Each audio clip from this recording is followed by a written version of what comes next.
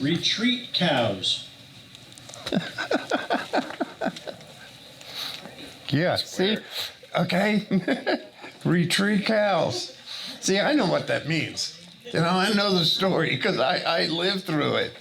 And I'm just wondering, what the hell is everybody else thinking about that? What the hell is retreat cows? I lived in Brattleboro, Vermont.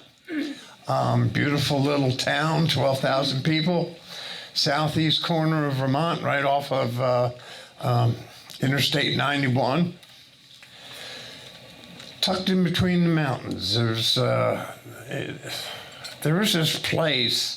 The big thing about Brattleboro that everybody knew about was the Brattleboro Retreat. The Brattleboro Retreat was a mental institution. It was a mental hospital. It was a big hospital. And people from New England came there from all parts of New England, not just Vermont. They also had this very huge pond. You people down here would call it a lake. But no, to them it was a pond. And in the wintertime, it would freeze over. And they do their ice fishing out there, you know, have their ice fishing huts planted all over. And the retreat, it was a very famous place in Brattleboro. I was going to work one day. I usually left about 6 o'clock. I needed to be on the job, you know, by 7 o'clock. I had to drive over a couple mountains to get to Mount Snow, where I was working as a carpenter building condominiums. So this is now springtime. This story takes place. And I'm driving through town. There's another thing. You all have straight roads. Vermont doesn't have straight roads. There's no such thing as a straight road. Every road curves at some point. I mean, if you go a quarter of a mile straight, it's pretty much miraculous because it's all windy and weavy.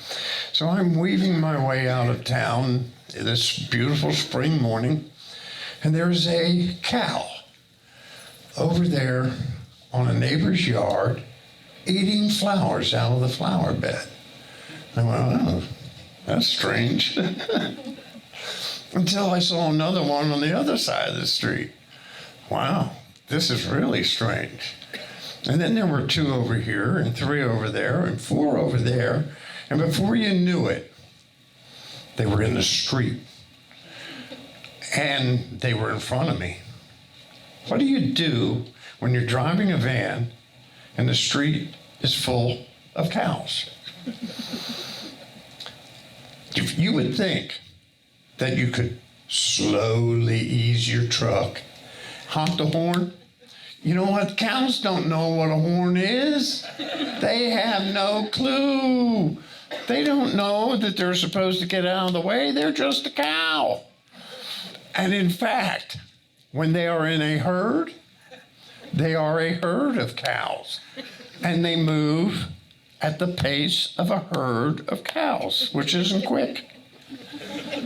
So if you ever find yourself stuck in the middle of a herd of cows in a van, don't try to make them get out of the way.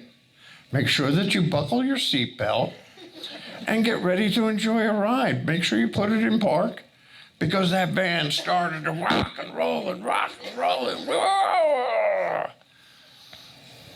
And then I began to get worried.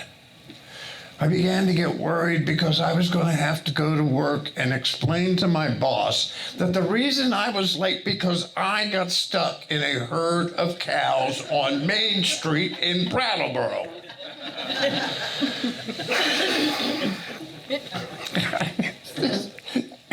I couldn't make this shit up. It really happened.